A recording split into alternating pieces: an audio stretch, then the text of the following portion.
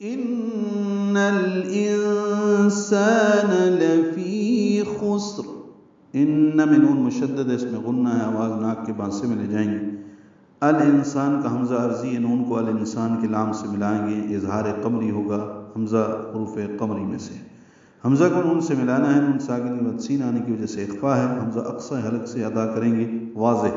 اور نون ساکن پہ اخفا ہوگا، اور الف مدہ ہے، 2 حرکات لمبا ہے، پھر نون کو جلدی پڑھیں گے، ان الانسان لفی خسر،